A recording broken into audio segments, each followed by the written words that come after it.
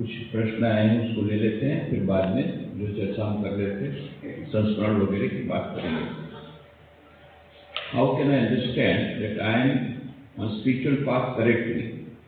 बहुत ही अच्छा प्रश्न है कि हम कैसे जानेंगे कि हम आध्यात्मिक जीवन में ठीक ठीक चल रहे हैं। कई लोग ये भी प्रश्न पूछते हैं कि आध्यात्मिक जीवन में हम प्रगति कर रहे हैं, उसका क्या प्रमाण है, कैसे हम जानेंगे? कुछ लोग ऐसा भी कहते हैं कि भाई हमको तो कोई दर्शन वगैरह हुआ नहीं, स्वप्न में भी दर्शन नहीं हुआ, ये भी नहीं हुआ, तो हमारा तो कोई प्रोग्रेस ही नहीं हुआ। ऐसी बात नहीं है। पूज्य स्वामी वीरेश्वरानंद जी बोलते थे कि ये दर्शन वगैरह की कोई बात नहीं है। आध्यात्मिक जीवन में यदि प्रगति हुई है तो उसका एकमात्र मापदंड है आपके जीवन में पवित्रता, निस्वार्थता, ये सब गुण है, आए हैं कि नहीं। यदि नहीं आए हैं तो जितने भी आपके दर्शन हैं उनका कोई भी मूल्य नहीं। और यदि आए हैं तो फिर दर्शन हुए कि नहीं उसका भी कोई मूल्य नहीं। इसके साथ डायरेक्ट कनेक्शन नहीं है। दर्शन होते हैं तो ठीक है, एक आप अच्छी दिशा में जा रहे हैं, उसकी कुछ आपको माइलस्टोन मिल गए, but not necessarily. As long as it does not reflect in the life that we live, in daily life that we live, until then these visions have no value. बड़ा आनंद से याद आता है स्वामी भूतेशानंद जी महाराज, वो ऋषिकेश में थे, 1 साल के लिए तपस्या करते थे। उन्होंने अपना एक्सपीरियंस शेयर किया कि हम लोग जाते थे तो उस समय छत्र में जाना पड़ता था। सारे दिन में एक ही बार छत्र में रोटी मिलती थी, रोटी और गुड़। उसको लेकर के बोले यदि मान लो किसी को रात को एक दिन में एक ही बार भोजन करने की बात है, पर यदि किसी को 2 बार भोजन करना हो तो उसी रोटी को रात को रख सकता है और उस रोटी को खा सकता है। दिन में एक बार भिक्षा मिलती थी लगभग 10 बजे। ये वहाँ पर की ये प्रणाली है। उत्तराखंड में जो भी साधु लोग हैं छत्र रहते हैं, अन्न क्षेत्र, वहां पर जाकर के ये सब लोग को भिक्षा मिलती है। अब उनके पास की कुटिया में एक और साधु था, रामकृष्ण मिशन नहीं था, बाहर का था। वो रोज महाराज को बोलता था, अरे कल रात को तो कृष्ण भगवान आए, इतना सुंदर दर्शन हुआ। फिर दूसरे दिनों और इस प्रकार से, तो महाराज को मन में बड़ा दुख होता था, अरे मैं इतने समय से साधना कर रहा हूँ, मेरे को कोई दर्शन नहीं हुआ। फिर एक बार देखा उन्होंने, छत्र में गए थे रोटी लेने के लिए, भिक्षा लेने के लिए। वो साधु एक रोटी के लिए झगड़ा कर रहा है, किसी को मारपीट कर रहा है। भूतेशानंद महाराज ने कहा, भगवान ठाकुर मुझे ऐसा दर्शन मत दो। दर्शन देने से यदि इसी प्रकार का यदि उसका परिणाम होता हो तो दर्शन से हमको कोई लाभ नहीं है। तो यह जो सो कॉल्ड स्पिरिचुअल विजन्स, इसका मूल्य तभी तक है जब तक कि उसका ट्रांसफॉर्मेशन, हमारे जीवन में ट्रांसफॉर्मेशन न हो। और इसीलिए यही प्रश्न जब भगवान श्री कृष्ण को अर्जुन ने कहा, अर्जुन को कहा भगवान श्री कृष्ण ने कि हमारी जो बुद्धि है वो स्थिर हो जाएगी, तभी हम समझेंगे कि हम आध्यात्मिक जीवन में आगे बढ़ते। तब अर्जुन ने प्रश्न पूछा, द्वितीय अध्याय आप देखते हैं, स्थित प्रज्ञ से कहा भाषा समाधिस्तस्य केशव स्थितधिकिं प्रभाषेत सीमा स्थित व्रजेत। तो आपने स्थित प्रज्ञ की बात कही, जो आध्यात्मिक जीवन में सबसे आगे बढ़ गया है, इसकी आपने बात कही। तो ये कैसे चलता है, कैसे बोलता है, कैसे पता पड़ेगा कि ये स्थित प्रज्ञ है?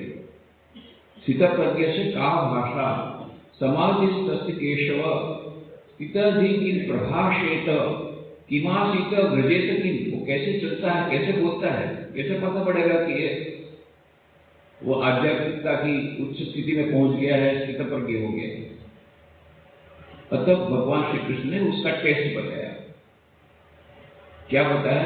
प्रजाहाति यदा कामा सर्वान् पार्थ मनोगतान् आत्मन्येवात्मना तुष्टः स्थित प्रज्ञस्तु दोच्यते। प्रजाहाति यदा कामा, जिसने सभी कामनाओं को, इच्छाओं का त्याग कर दिया। प्रजाहाति यदा कामा सर्वान् पार्थ मनोगतान्, की सभी इच्छाओं का उसने त्याग कर दिया। तो प्रजापति यदा कामान सर्वान पार्थ मनोगतान आत्मन्येव आत्मना तुष्टः स्थित प्रज्ञ से दोषते। वो अपनी आत्मा में ही संतुष्टि है, उसको बाहर की किसी वस्तु की अपेक्षा नहीं है। कोई बाहर की वस्तु या बाहर की कोई चीज उससे उसके ऊपर कोई फर्क नहीं पड़ता है, वो अपने आप में आनंद में रहता है। आत्मनिव आत्मना तुष्ट, अपने आप में वो संतुष्टि है, उसको बाहर की किसी वस्तु की आवश्यकता नहीं, अपने आप को संतुष्टि देने के लिए। ये है स्थित प्रज्ञ। ये मानो सब्जेक्टिव टेस्ट है। हम स्वयं आध्यात्मिक जीवन में आगे बढ़े हैं कि नहीं, उसका टेस्ट करना हो, परीक्षा करना हो, तो हमको देख लेना चाहिए कि हम अपने आप में संतुष्ट है या नहीं, या अपने को संतुष्टि देने के लिए, अपने को आनंद देने के लिए उनको बाहर की किसी वस्तु की आवश्यकता पड़ती है या नहीं। अब दूसरा भी ऑब्जेक्टिव टेस्ट दिया कि मेरे को तो पता पड़ गया कि मैं आध्यात्मिक जीवन में आगे बढ़ा हूं कि नहीं, और सामने वाला व्यक्ति वो आध्यात्मिक जीवन में आगे बढ़ा कि नहीं, कैसे पता पड़ेगा? तो फिर ऑब्जेक्टिव टेस्ट बताते हैं। ऑब्जेक्टिव टेस्ट में क्या बताया? पहला था सब्जेक्टिव टेस्ट, दूसरा है ऑब्जेक्टिव टेस्ट। ये हमको बाहर से पता पड़ जाएगा। दुखेश्वरु दिग्नमना सुखेशु विगत स्पृह वीतराग भय क्रोध स्थित धीर्मुनि उच्यते। दुखेश्वरु दिग्नमना, कितना भी दुख उस पर पड़ता है, उसके जीवन में आता है, वो विचलित नहीं होता वो। और दुखेशु दिग्नमना सुखेशु विगत स्पृह, बहुत सारा सुख आता है तो छक नहीं जाता है, उसमें स्पृहा उसकी नहीं होती, आसक्त नहीं हो जाता उस सुख में। और दुखेश्वरु दिग्नमना सुखेशु विगत स्पृह वीतराग भय क्रोध, 3 चीजों का उसने त्याग कर दिया। वीतराग, राग माने आसक्ति, भय और क्रोध, ये 3 वस्तुएं जिसकी चली गई है, तो हमको समझना चाहिए जितनी मात्रा में चली गई है, संपूर्ण चली गई तब तो संपूर्ण हो गया, अस्थित प्रज्ञ हो गया, और जितनी मात्रा में चली गई उतनी मात्रा में उसकी आध्यात्मिक प्रगति हो गई। That is the measure of spiritual development. तो इसलिए फिर पूज्य वीरेश्वर जी महाराज को पूछा गया कि अब ये लक्षण तो पता लग गया, विलक्षण आएंगे कैसे? उन्हें बहुत सुंदर उत्तर दिया कि श्रीधर ने कहा है कि इन लक्षणों को अपने आप में उतारने का प्रयत्न करना, यही इन लक्षणों की तरफ हमको ले जाएगा। ये लक्षण हमारे जीवन में हम उसका प्रैक्टिस करेंगे, मना अनासक्त रहने का प्रयत्न करेंगे, तो हम उन लक्षणों को पाने की ओर अग्रसर हो जाएंगे। पूज्य वीरेश्वर जी महाराज के जीवन में देखा स्थित प्रकृति, ये लक्षण वगैरह हैं, ये तो गीता में हमको मिलता है, थ्योरेटिकल, प्रैक्टिकल डिमॉन्स्ट्रेशन उसका मिला।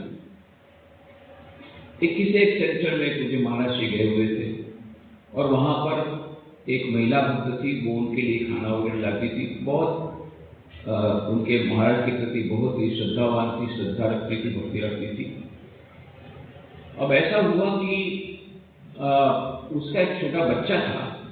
नॉर्मली तो हम लोग 12 साल की उम्र से नीचे में किसी को मंत्र दीक्षा नहीं देते हैं, वो शायद 7-8 साल का था।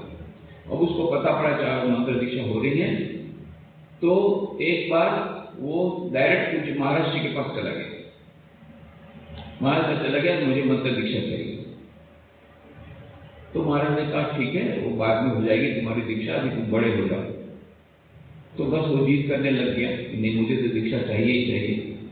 फिर उसको समझाया, उसकी माँ को, देखो इतनी छोटा बच्चा है, तो मैं दे दूँ दीक्षा? उसकी माँ ने कहा महाराज महाभारत हो जाएगा, महाभारत हमारे घर में।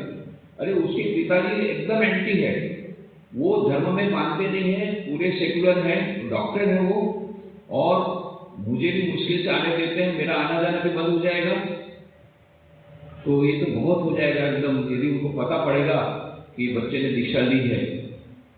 तो उन्होंने कहा ठीक है नहीं देते। अब ये बच्चा रो रहा है, किसी के साथ शांत नहीं हो रहा है, फिर क्या किया जाए?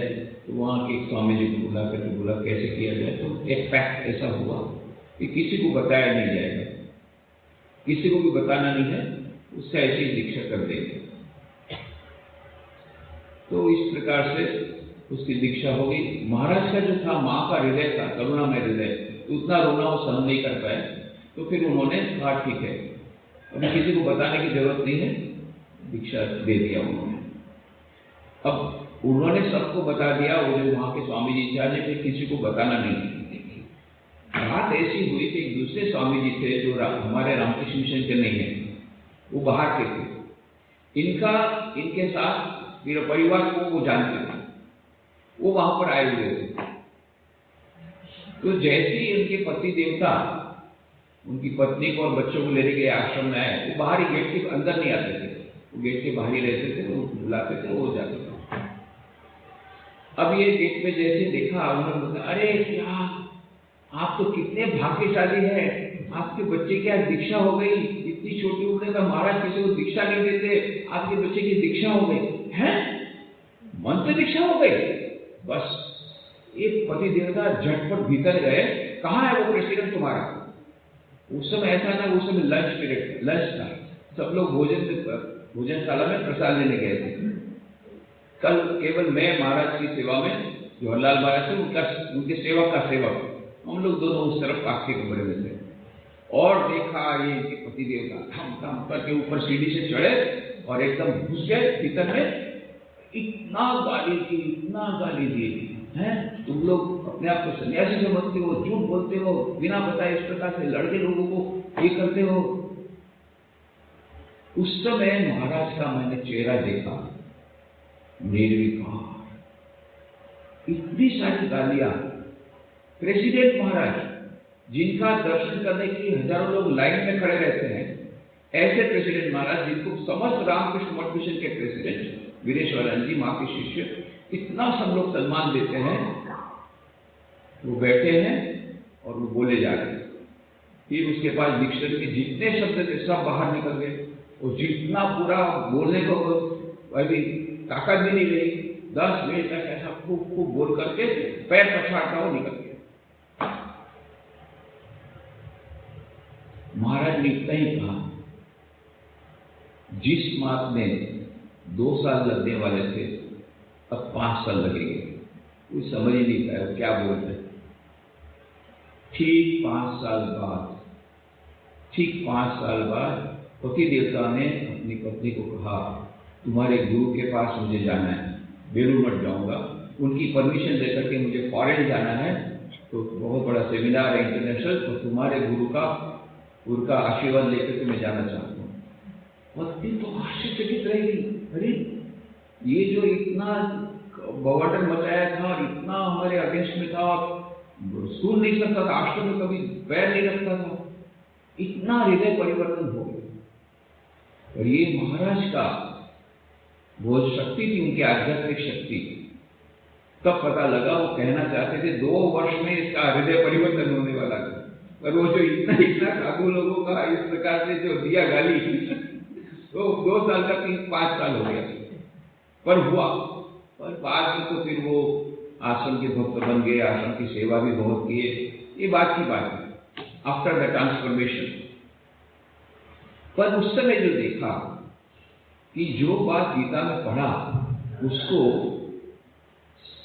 एकदम प्रत्यक्ष देखा कि इतनी सारी गालियां, और गीता में कहा है, तुझे चिता स्तुति मोनी संतुष्ट ये न कहना कि अनेक भक्तिमान में प्रियो नर, इसका उदाहरण और ये स्थितप्रज्ञ का उदाहरण प्रत्यक्ष देखा।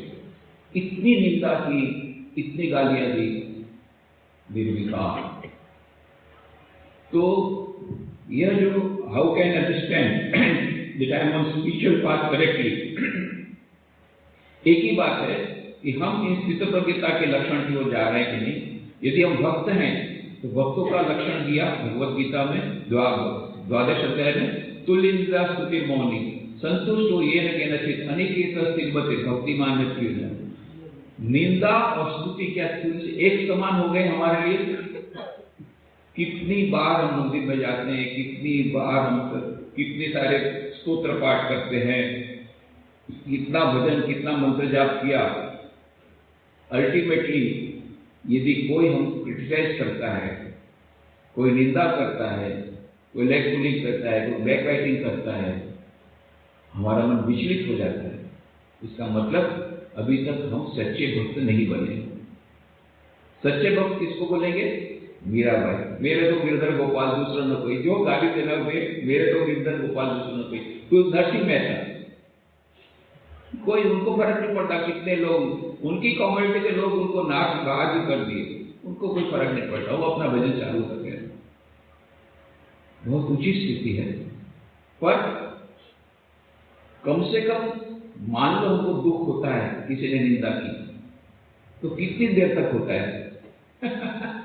चलो होता है, अभी तक हम उस स्थिति पर नहीं पहुंच गए, हमको नहीं दुख होता है। किसी को 1 दिन तक होता है, किसी को 1 महीने तक होता है, कोई सारी जिंदगी याद रखता है। तो कम से कम इतना हो जाएगा यदि हम आध्यात्मिक से आगे बढ़े, तो 2-4 दिन के बाद जाने दो। There are more things to be thought of, greater things to be thought of. एक चीज ज्यादा महत्व की नहीं है, कौन क्या बोलता है। हाथी चले बाजार में, कुत्ता भौंके 1000, साधु को दुर्भाव नहीं, निंदे चाहे संसार। फिर ऐसा उसके मन में धीरे धीरे आ जाता है। पहले दिन नहीं आया, कुछ दिनों के बाद आ गए, चलो उतना भी प्रोग्रेस हो गया। So the amount of progress depends upon your the way you live, not on the number of visions. मैं भक्ति के पथ पर चल रहा हूं, आनंद भी आता है, बहुत बढ़िया है, लेकिन जब समस्या आती है तब भगवान का विस्मरण होता है। तो उल्टी बात है भाई, ज्यादा से ज्यादा लोग क्या करते हैं, जब तक समस्या नहीं आती तब तक भगवान को याद नहीं करते। दुख में सिमरन सब करे, सुख में करे न कोई, जो सुख में सिमरन करे तो दुख काहे कोई। ये अधिकांश लोगों का ऐसा होता है, जैसे दुख आया है भगवान बचाओ, और जब दुख नहीं आया तो भगवान को चढ़ा दिया ऊपर, अपनी मस्ती में रह गए। ऐसा साधारण तो होता है। या इनका उल्टा है कि भक्ति के पद पर चल रहा हूं, आनंद भी आता है, लेकिन जब समस्या आती है तो भगवान का विस्मरण होता है। विस्मरण होना तो ठीक नहीं है, उस समय ज्यादा स्मरण होना चाहिए कि हे प्रभु हमें रक्षा करो, हमारी रक्षा करो।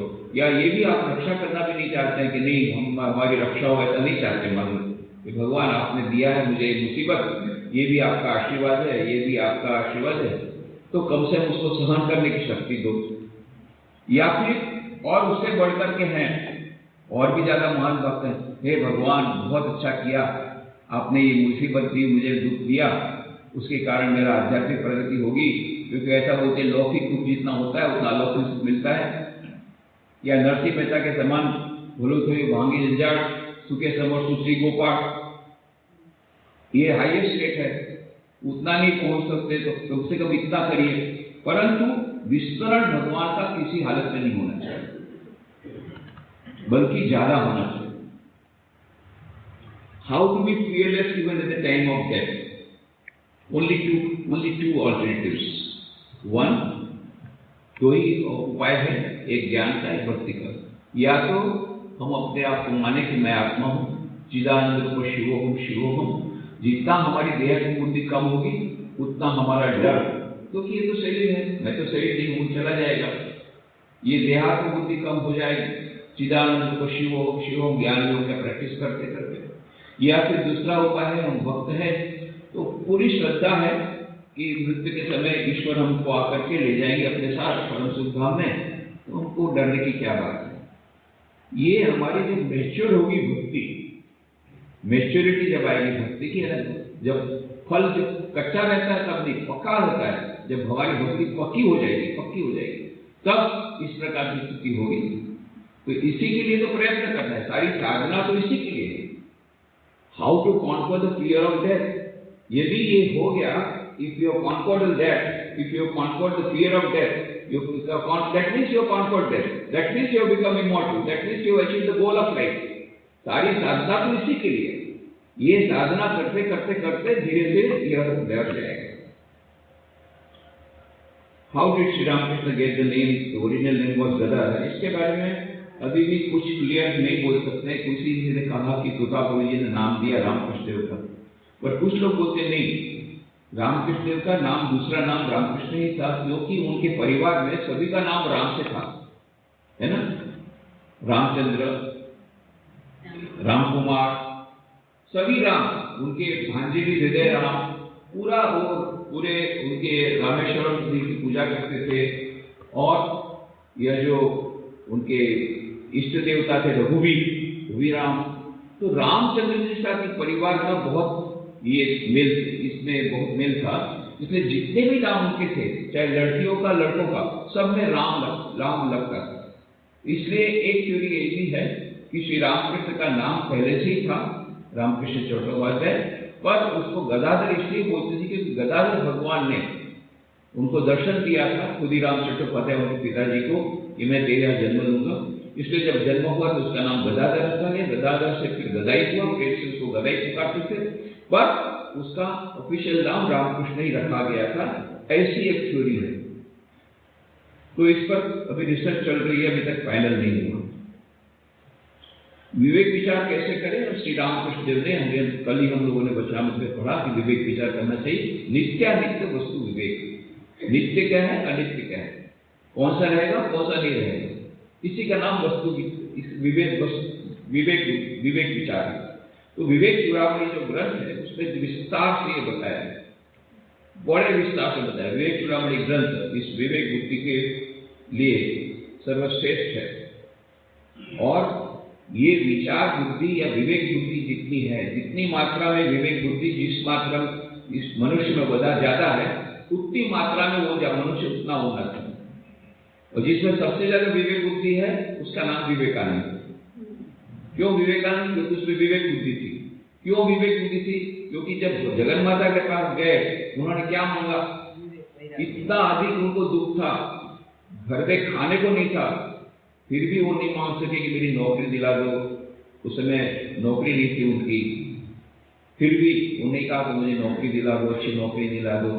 या ये भी नहीं कहा कि मुझे पैसा दो, कुछ नहीं मांग सके। 3 बार गए, ज्ञान दो, भक्ति दो, विवेक दो, वैराग्य दो। इसलिए उनको विवेक मिला, इसलिए विवेकानंद बने। उन्हें तो पैसे वाले बनते और लोग उनको भूल जाते। तो ये विवेक बुद्धि जितनी मात्रा में जिस मनुष्य में विवेक बुद्धि है, उतनी मात्रा में वो मनुष्य आध्यात्मिक रूप से उन्नत है। उतनी मात्रा में he is an evolved person, उतनी मात्रा में वो पशु योनि से ऊपर उठ गया। पशु मनुष्य का अंतर दूसरा कुछ नहीं है, दूसरा कोई अंतर नहीं है।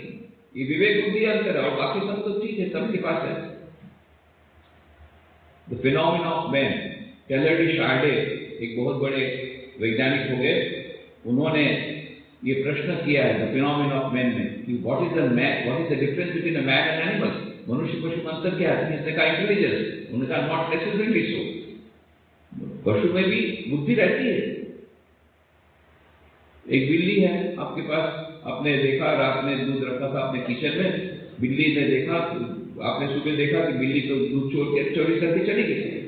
तो आपने क्या किया? आपने बुद्धि लगाई और दूध को छिपा करके वहां किचन में नहीं रखा, दूसरी जगह रखा। दूसरे दिन देखा बिल्ली वहां से भी चोरी करके ले गई, तो कौन ज्यादा इंटेलिजेंट? तो बिल्ली में भी बुद्धि है। Then what is the difference between man and animal? तो तब वो सब कहते हैं, बहुत अच्छी बात उन्होंने कही टेलर डी शार्डे ने, while a man knows what he knows, an animal does not know what it knows. मनुष्य जानता है कि वो क्या जानता है, पशु नहीं जानता कि वो क्या जानता है। वो ये तो जानती है बिल्ली की कैसे चोरी करनी, पर चोरी करना पाप है या पुण्य, ये विवेक बुद्धि केवल मनुष्य में है। ये कार्य अच्छा है या बुरा, ये सोचने की बुद्धि, विवेक बुद्धि केवल मनुष्य में है, पशु में नहीं है। पशु ये जान सकता है कैसे चोरी करना, और चोरी करना पाप या पुण्य वो मनुष्य सोचता है। इसलिए जिस मनुष्य में विवेक बुद्धि जितनी मात्रा में है, उतनी मात्रा में वो उन्नत मनुष्य है। माता जी ने एक कोटेशन में ऐसा बताया है कि पति पत्नी अगर दोनों एक साथ अध्यात्म के मार्ग पर चलते हैं तो प्रगति और भी सुलभ हो जाती है। तो बात सच्ची है। तो प्रश्न क्या है? प्रश्न ये है, मगर दोनों एक साथ एक ही गुरु महाराज की दीक्षार्थी हैं और अचानक से एक ने दूसरे का साथ छोड़ के रामकृष्ण लोक में गति प्राप्त की, तो दूसरे ने अपना मार्गक्रमण किस तरह से करना है? आप भी चले जाइए रामकृष्ण लोक में, तो क्या करो? Problem solve. इसका मतलब ये नहीं कि आप सुसाइड करेंगे। तो इसके लिए जिस प्रकार से पत्नी गई है साधना करके उसने सिद्धि प्राप्त कर ली, अब आपको भी साधना करनी है। तो ये क्यों कहा था माँ ने? इसलिए कहा था कि पति पत्नी दोनों अध्यात्म मार्ग पर एक साथ रहे तो प्रगति अध्यात्म में अच्छी होती है। नहीं तो क्या होता है, कई बार देखा गया पत्नी बोलती मैं आश्रम जाऊंगी, पति बोलता क्या रखा है आश्रम में, अरे बुढ़ापे में तो यही सब करना है, चल अभी सिनेमा देखते। वो सिनेमा देखने जाता है, ये बोलते मैं आश्रम जाऊंगी, तो वहीं से झगड़ा शुरू हो गया। तो उस मन में तो शांति नहीं है, क्या करेगी वो? जब करने बैठी पर वो पति का वो जो गाली दिया वो गाली मन में आ रही है कि ऐसा गाली दिया उसने, शांति नहीं है, तो कैसे प्रगति होगी? कभी कभी उल्टा भी होता है, पति देवता आश्रम आते हैं तो पत्नी उसे झाड़ती है, कैसे भी करके आप आश्रम जाना बंद करो, अभी संसार में ध्यान दो, तो ऐसा भी होता है। इसलिए दोनों यदि आध्यात्म मार्ग पर रहें तो प्रगति जल्दी होती है, इसलिए माने ऐसा कहा। पर अब पत्नी नहीं रही तो इसका मतलब थोड़ी है कि हम अपना ये साधना छोड़ देंगे। मुख्य बात है कि अभी तो कोई पत्नी है नहीं जो आपको रुकावट डाले, रुकावट डालेगा कोई नहीं है। अब आप अच्छे तरह से जाइए, जितना जाइए आश्रम में जाइए, अपना आप रिटायरमेंट लेकर के पूरा सेवा दे दीजिए आश्रम में, कोई नाम कौन ना बोलता है, और जब ध्यान कीजिए, अभी तो और आपका रास्ता क्लियर हो गया, और रास्ता क्लियर हो गया, अब आप और ज्यादा डूब जाइए साधना में, क्योंकि अभी कोई कंटक नहीं है, कोई आपको ना बोलने वाला नहीं है, रुकावट डालने वाला नहीं है। 12:30 तक है ना। तो अभी हम लोग जो बोल रहे थे, स्वामी वीरेश्वरानंद जी महाराज 10वें अध्यक्ष, फिर 11वें अध्यक्ष गोपीनाथ जी महाराज, फिर 12वें अध्यक्ष भूतेशानंद जी महाराज, 13वें अध्यक्ष स्वामी रंगनाथ महाराज जी कुछ बातें कही। ये सभी के ऊपर वीडियोज अवेलेबल है, आप YouTube में जाइएगा, मेरा नाम अगर देखिएगा तो बहुत सारे वीडियो उसमें मिलेंगे, उसको आप विस्तार से सब लोग के संस्मरण आपको मिल जाएंगे, बहुत सारे लेक्चर्स मिल जाएंगे। तो मैं अत्यंत संक्षेप में बोल रहा हूँ।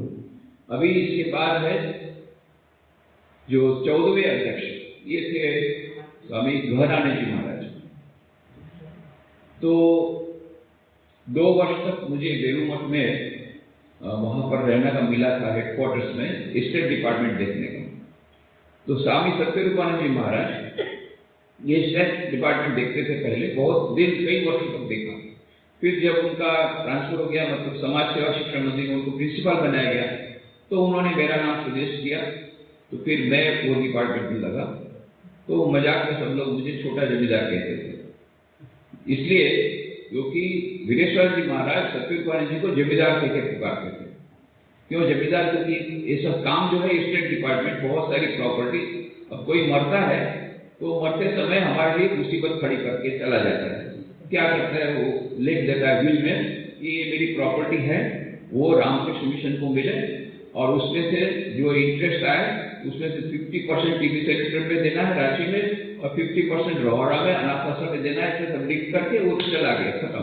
अब हमारा काम शुरू हुआ। अब ये बिल आया, बिल का प्रोबेट लो उसके बाद में देखा वो कि मकान में किराएदार है, और किराएदार 30 रुपया भाड़ा देते हैं महीने में, इलेक्ट्रिक बिल आता 50 रुपया। तो ये अभी ये ऐसे सम्मान मकान आते हैं, अच्छा वाले मकान की बहुत कम लोग देते हैं। अब क्या है कि चलो गोविंदाय नमो नमः, हाथ में से पत्ता तो निकल गया ऊपर, और गोविंद है गोविंद, मैंने तुमको दे दिया कुल, अरे वो तो ऐसे ही चलो उड़ के चला गया था, और गोविंदाय नमो नमः ऐसे ही करके प्रॉपर्टी में तो सब घुसपैठ है। फिर एविक्शन सूट करो, फिर एविक्शन सूट में लंबा चलता है, एज इट इज बेच दो, जो पैसा मिले जा करके उसको फिक्स डिपॉजिट में डालो, फिर 50% टीबी सेंटर में जाएगा, 50% रोहड़ा में जाएगा।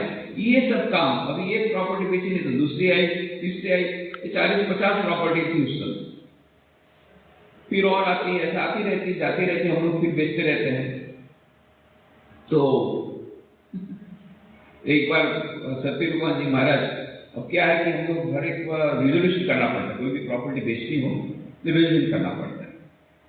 तो ये सत्यरूपानंद जी महाराज जब थे तब की बात है, जो स्टेट डिपार्टमेंट देखते थे, तो जब मैनेजिंग कमेटी ये जहाँ ट्रस्टियों की मीटिंग जब खत्म हो गई, उस समय जो बेलूमठ मंदिर है उसके सामने जो पुरानी ऑफिस है वहाँ पर हेडक्वार्टर ऑफिस रहा करती थी। तो ऊपर के बेडले में मीटिंग हुआ करती थी, ट्रस्टीज मीटिंग। तो सत्यरूपानंद जी महाराज वहाँ ऊपर जा रहे थे, क्यों? क्योंकि ट्रस्टी मीटिंग अभी हो गई तो रिजोल्यूशन होगा तो उसकी कॉपी लेकर के बाद में वो मकान बेचने का शुरू करेंगे। उसी समय रास्ते में सीढ़ी पर ही मुलाकात हो गई उनकी कैलाश अन्नीमाल के साथ। ये कैलाश अन्नीमाल उस समय वाइस प्रेसिडेंट थे, ये बंगाल के थे, तो बंगाल के पूर्व बंगाल के, बांग्लादेश जिसको बोलते, वहां की भाषा बोलते थे। हालांकि ढाका यूनिवर्सिटी के प्रोफेसर थे, हिस्ट्री में बहुत साल तक उन्होंने प्रोफेसरगिरी की, और वो उन्होंने जब रामकृष्ण में ज्वाइन किया, महापुरुष महाराज के वो डिसाइपल थे, तब आप सोचिए मास्टर वहां से भक्त लोगों को बोल रहे देखो देखो महापुरुष महाराज की महिमा देखो, ढाका यूनिवर्सिटी के प्रोफेसर को भी सन्यासी बना दिया।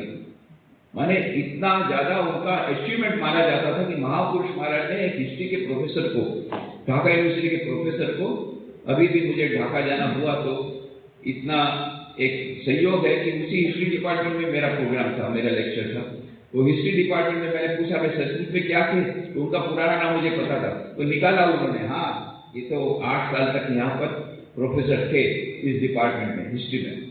तो जो भी हो, ये कैलाश अन्नीमाल आ गए थे तो सत्यरूपा ने बात मुलाकात की है कि तुम्हारा सब समय एक रेजोल्यूशन दिए जाते, ये क्या बात है, हर समय तुम्हारे हर मीटिंग में तुम्हारा रिजोल्यूशन होता है तुम्हारे डिपार्टमेंट का, ये मकान बेचना होगा।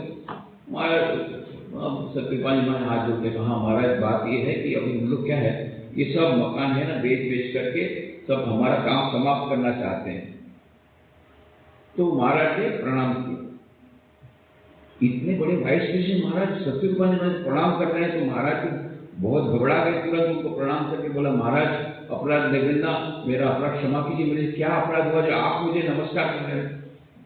कह रहे थे हमारे अपनी भाषा में कहा ना, আমি শুনিয়াছিলাম কাজ করতে করতে মানুষ শেষ হইয়া যায়, अभी तुम ही ना तो बोलते कि काम শেষ হইয়া যাবে। बोले मैंने सुना था कि काम करते करते मनुष्य खत्म हो जाता है, अभी तुमसे मैंने नई बात आज सीखी कि काम खत्म हो जाएगा। काश शेष होए ना, फिर बोला उन्होंने काश शेष होए ना, मानुष शेष होइया जाए, काम करते करते मानुष शेष होइया जाए, लेकिन काम कभी खत्म नहीं होता है, वो मनुष्य ही खत्म हो जाता है काम करते करते, पर काम कभी खत्म नहीं होता। कहने का मतलब है काम चल रहा है, उसके बीच में जब ध्यान करना पड़ेगा। तो जो भी हो, तो ये सत्यरूपानंद जी महाराज तो बाद में चले गए और मुझे दे गए अपना भाग, तो मैं छोटा जमींदार बना। अब हमारे मेरा इमीडिएट बॉस थे तभी गहनानंद जी महाराज, वो असिस्टेंट जनरल सेक्रेटरी, तो उनके पास मुझे जाना पड़ता था, 2 साल तक वहां के साथ रहने का मौका मिला। आदर्श कर्मयोगी किसको बोलते हैं, प्रत्यक्ष देखो। स्वामी विवेकानंद ने कहा है the calmer we are, the less disturb our nerves, the more shall we love and the better will work be. हम जितना शांत रहेंगे उतना हमारा कार्य अच्छा रहेगा। ये उनको देखा मैंने, कभी उनको क्रोधित नहीं देखा, कभी नहीं। इतना सारा काम करते थे और इतना एफिशिएंटली, इतनी कुशलतापूर्वक, शांत चित्त से, एकदम शांत चित्त से, अद्भुत बात। और कैसे कर्मयोगी थे, कर्म करने वाले और कर्म योगी ये दोनों में फर्क है। तो ये अंतर दिखा उसने, उन्होंने काम तो बहुत किया पर कर्म योगी की तरह किया। उसका उदाहरण मैं बताता हूं कि अभी कभी कभी ऐसा भी होता था, उनका रूटीन पहले बता दूं। वो असिस्टेंट जनरल सेक्रेटरी थे पूरे रामकृष्ण मठ मिशन के, उसके अंदर में बहुत सारे डिपार्टमेंट थे हेडक्वार्टर के। एक डिपार्टमेंट मेरा वाला था, स्टेट डिपार्टमेंट, लॉ डिपार्टमेंट था, पोस्टिंग था, ऐसा बहुत सारे डिपार्टमेंट थे। इतना हेडक्वार्टर का काम, ऊपर से रामकृष्ण मिशन सेवा प्रतिष्ठान कलकत्ता, उसमें जो 550 बेड हॉस्पिटल है उसके भी वो सेक्रेटरी थे, डबल ड्यूटी थी। तो सुबह से लेकर के 1 बजे तक पूरा हेडक्वार्टर का काम निपटा करके भोजन करने के बाद तुरंत निकल जाते थे गाड़ी में बैठ करके सेवा प्रतिष्ठान। वहां जाकर के इतने सारे प्रॉब्लम, डॉक्टर का प्रॉब्लम, नर्सेस का प्रॉब्लम, पेशेंट का प्रॉब्लम, ये प्रॉब्लम, वो प्रॉब्लम, शांत चित्त सारे दिन में वो सब प्रॉब्लम निपटाया। फिर उसके बाद गए वकील के यहाँ, शाम को वकील के यहाँ जाकर के उसके पास से, क्योंकि लॉ डिपार्टमेंट का था, उनके साथ ये करके उनका सलाह लेकर के रात को 10 बजे पहुंचे। 10 बजे पहुंचने के बाद सबसे पहले माँ के मंदिर में जाते, माँ का मंदिर बंद होता था, फिर भी वहां जाकर के बाहर से प्रणाम करते थे, ये उनका क्रम था। माँ को प्रणाम किया, अपने रूम में आए, स्नान किया, फिर भोजन करने बैठे। भोजन बहुत ही सिंपल, बहुत ही कम भोजन लेते थे। भोजन हो गया, इसके बाद इनकी ऑफिस शुरू। फिर 1 बजे 2 बजे कितना बजे ऑफिस चलता। फिर सुबह देखा, मैं जब मंगल आरती से वापस आ रहा हूँ, देखा उनके द्वार, उनकी लाइट चल रही है। इतना काम करके कब वो सोते थे, कब ये करते थे, फिर भी उनका जब बराबर रहता था और उनका बस एकदम उनके सिर पे कभी हमने देखा नहीं कि वो उत्तेजित होकर के किसी से बात करते। ये आदर्श कर्मयोगी। एक बार ऐसा कुछ था, कुछ ऐसा स्पेशल एक मामला था, तो मैं लेकर के गया सुबह 10 बजे। उन्होंने देखा भाई इस पे तो डिस्कशन करना पड़ेगा। तो जब हम निरीबिली से आज गए, मैंने जब मैं अकेला होगा ना, मैंने ये सब इतनी भीड़ भाड़ है, सब कितने लोग देखने आए हैं, लंबा लंबा लाइन में, बोले ये सब तुम्हारे साथ डिस्कशन नहीं होगा, इसके लिए अलग लंबा डिस्कशन चाहिए। एक काम करो, जरा थोड़ा अलग से आओ। बोले ठीक है, आप बोलेंगे उस समय आ जाए, रात को 1 बजे आओ। बोला भैया इतना सारा दिन काम किए हैं, सारा करते रात को 1 बजे, मुझे बड़ा डर लगा कि 1 बजे उनको मैं परेशान करूंगा। ये अब तो बोले हैं तो जाना पड़ेगा। 1 बजे जाके देखा लंबी लाइन, सुबह लाइन थी, डिवोटीज के, सब बाकी लोग, बाहर के लोग, अभी सन्यास, सभी को वही टाइम दिया। बोले जो जो डिस्कस करने का है वो सब वही है। ऐसा करके 2 बजे मेरी छुट्टी हुई। तो ऐसा कभी कभी हुआ। अभी वो तो बाकी लोग जो उनके डायरेक्ट तो कितने लोग क्या, परंतु इतना सब काम करने के बावजूद भी एक भी उनके चेहरे पर एक भी ऐसा कभी झलक नहीं होती थी वो इतना काम कर रहे हैं और हमेशा मन में जप कर रहे हैं, ये किसी को प्रतीत नहीं होता था। तो बाद में तो प्रेसिडेंट बने पूरे रामकृष्ण मिशन के, वे 14वें प्रेसिडेंट बने। उनकी किताब लिखी है गहन चिंतन आनंद, बंगला में भी है, हिंदी में भी है, और अभी एक नई किताब भी निकली हिंदी में, उनके पत्र। तो 15वें परमाध्यक्ष, समय तो हो गया, 3 मिनट बाकी है, 10 मिनट। 15वें परमाध्यक्ष आत्मस्थान जी महाराज की किताब निकल गई है। उनके शताब्दी समारोह में एक पार्ट निकल गया है, दूसरा पार्ट अभी दिसंबर में निकलेगा। तो उसमें बहुत सारी, कई लोगों के संस्मरण उसमें है, तो उसको आप देख लीजिएगा कि 15वें अध्यक्ष ये थे। हमारे जो 12वें अध्यक्ष भूतेशानंद जी, वो रामकृष्ण आश्रम राजकोट में 21 साल रहे, और इतना अच्छा गुजराती जानते थे। हम लोग के साथ केवल गुजराती में बातें करते थे और शुद्ध गुजराती। और ये complete works of Swami Vivekananda Gujarati में पब्लिश उन्होंने कराया।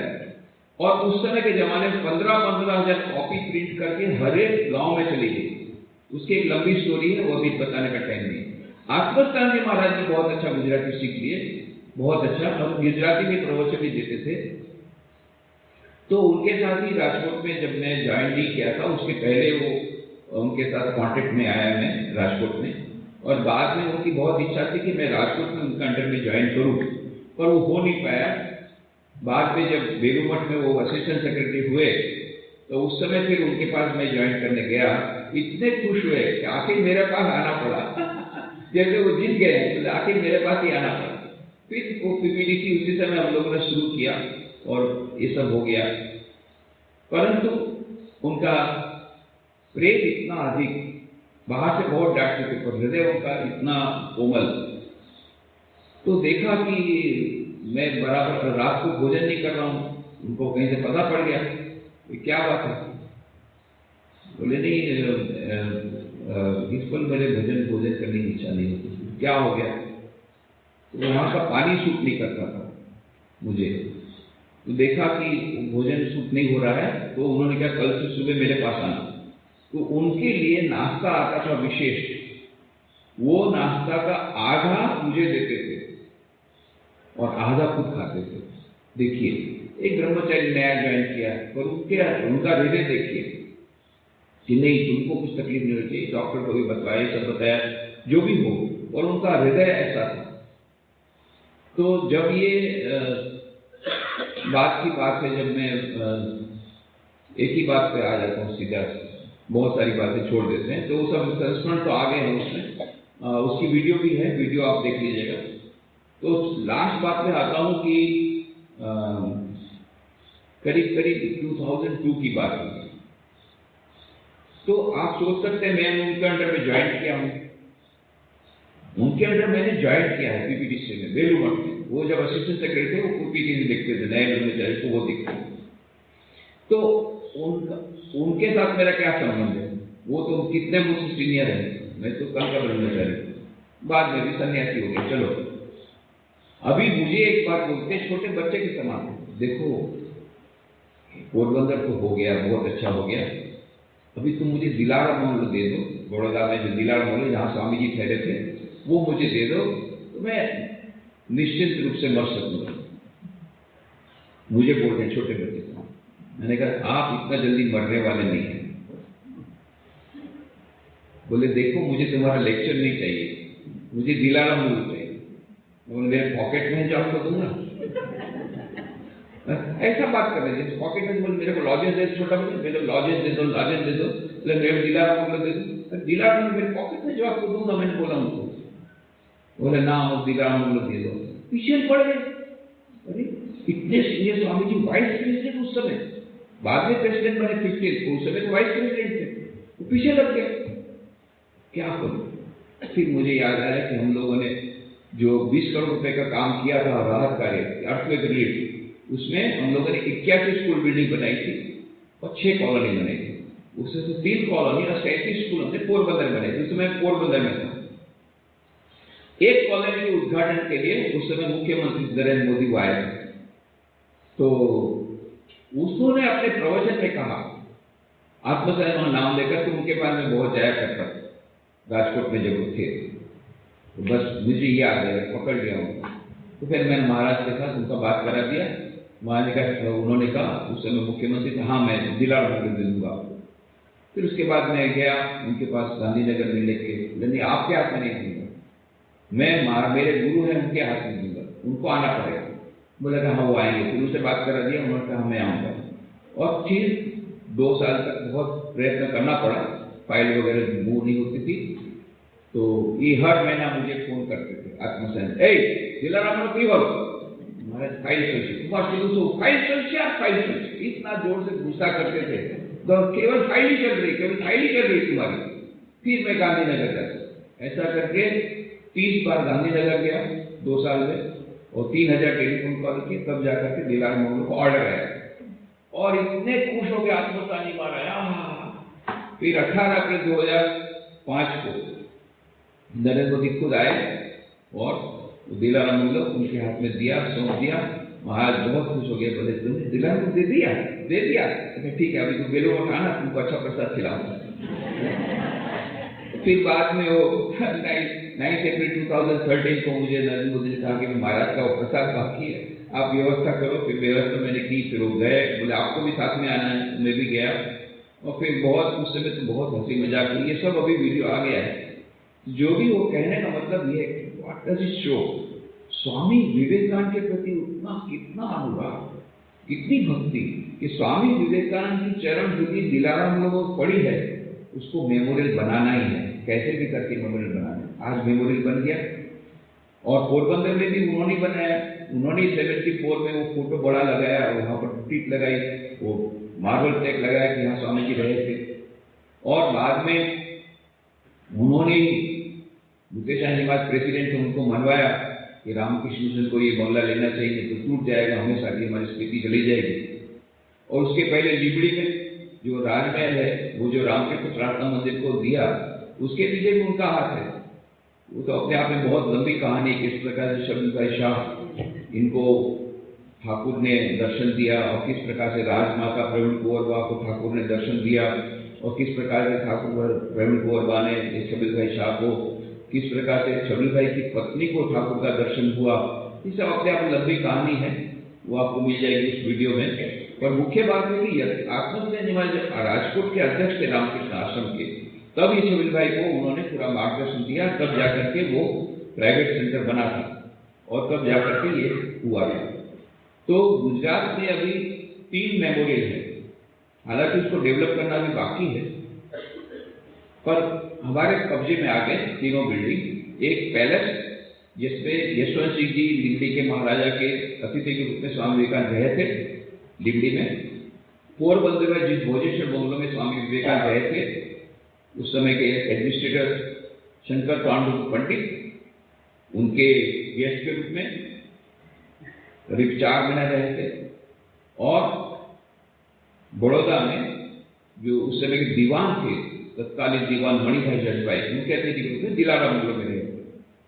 तो तीनों जगह पर मेमोरियल बन गया है और उसको अभी और भी अच्छा करना है। वहाँ एग्जीबिशन ये सब होना बाकी, पर रिनोवेशन तो थोड़ा सा हो गया है और रिनोवेशन और भी करना बाकी, खास करके पोरबंदर में, लिमड़ी में 2 जगह पर। बड़ौदा का रिनोवेशन हो गया पर वहाँ पर एग्जीबिशन वगैरह भी नहीं हुआ है, उसके लिए प्रयत्न चल रहा है। सारे विश्व में 15 मेमोरियल है, उसमें से 3 अमेरिका में, 12 भारत में, उसमें से 3 सबसे ज्यादा गुजरात में। ये गुजरात का गौरव है। स्वामी जी सबसे ज्यादा गुजरात में रहे, जब पूरा भ्रमण कर रहे थे अमेरिका जाने के पहले, सबसे ज्यादा गुजरात में रहे। इसीलिए हमने गुजरात सरकार को बोला कि यहाँ पर विवेकानंद टूरिस्ट सर्किट बनाइए, उसका भी प्रयत्न चल रहा है। और इसी के संदर्भ में हम लोगों ने एक गुजरात तीर्थ यात्रा का आयोजन किया है 1 फरवरी से 9 फरवरी तक। तो करीब करीब 100 सन्यासी सारे देश के ये लोग आएंगे, अहमदाबाद आएंगे, फिर वहाँ से जाएंगे बड़ौदा, बड़ौदा से फिर स्टैचू ऑफ यूनिटी देख करके फिर बड़ौदा होते हुए, लिमड़ी होते हुए, राजकोट होते हुए, जूनागढ़ होते हुए सोमनाथ जाएंगे, सोमनाथ से पोरबंदर होते हुए द्वारका जाएंगे, फिर द्वारका से फिर राजकोट होते अहमदाबाद जाएंगे। तो 1 से 9 फरवरी तक का पूरा प्रोग्राम है। तो बहुत बड़ा प्रोजेक्ट है। उसके लिए गुजरात सरकार ने भी हमको सहायता दी है, आर्थिक सहायता दी है, और भी आर्थिक सहायता हम लोग ले रहे हैं, और बाकी सब भी स्पॉन्सरिंग हो रहा है। तो एक बहुत बड़ी बात है। पर ये जो बता रहा हूँ, इन सब के पीछे मूल में है स्वामी आत्मस्थानी। उन्होंने यह 3 मेमोरियल बनाए और उनकी इच्छा थी कि स्वामी विवेकानंद की चरण धूलि जहाँ पड़ी है उसका उसकी स्मृति बनी रहे, उसी कार्य को हम लोग आगे बढ़ा रहे हैं। तो इसलिए ये बहुत ही आनंद हुआ, आप लोग इतने सारे लोग आए, एक सतयुग आ गया, इतने सारे लोग जप यज्ञ के लिए आए, कोई मनोरंजन कार्यक्रम नहीं है, कोई सांस्कृतिक कार्यक्रम के लिए आप लोग आए। तो भगवान श्री रामकृष्ण, माँ शारदा देवी, स्वामी विवेकानंद के चरणों में ये प्रार्थना करते हैं कि उनका आशीर्वाद हम सब पर बरसे और उनके उपदेश को पालन करके हम अपना मनुष्य जीवन सार्थक कर सकें। आप लोग जो इतनी मेहनत से आए हैं, इतना परिश्रम करके, इतनी सारी परिस्थितियां, कितनी परिस्थितियों को अतिक्रमण करके आप लोग आए। कुछ लोग नहीं आ पाए, आना चाहते थे, नहीं आ पाए। कितने लोग आना चाहते थे, उनको जगह भी नहीं मिली। तो आप लोग भाग्यशाली हैं और आप लोगों ने इसके लिए प्रयत्न भी किया, उसके लिए भी आप लोग धन्यवाद के पात्र हैं, अभिनंदन के पात्र हैं। तो इसलिए हमने सोचा कि आपको कुछ गिफ्ट देना चाहिए। तो अभी लंच के बाद आपको गिफ्ट पैकेट मिलेगा। गिफ्ट पैकेट में 3 किताबें हैं, 3 किताबें हिंदी में है, 3 किताबें गुजराती में, मतलब 2 सेट है। तो जो लोग हिंदी चाहते हिंदी सेट लेंगे, गुजराती चाहते गुजराती से 2 सेट नहीं लेना है। कोई 2 में से 1 ही सेट लेना है, नहीं तो किसी को नहीं मिलेगा। तो ये जो सेट है उसमें क्या क्या है? तो एक है रामकृष्ण की आरती। ये रामकृष्ण की आरती जो किताब है वो, इसमें खंडन भवन जो प्रार्थना सारे विश्व में होती है हमारे 265 सेंटर में और 1200 प्राइवेट सेंटर में रोज प्रतिदिन, जिसकी रचना स्वामी विवेकानंद ने खुद ने की थी, उसकी पूरा एक्सप्लेनेशन इसमें दिया हुआ है। तो ये रामकृष्ण आरती का पूरा एक्सप्लेनेशन इसमें मिलेगा। फिर एकाग्रता और ध्यान। तो एकाग्रता ध्यान के संबंध में मैंने ये रामकृष्ण आरती कैसे बनी।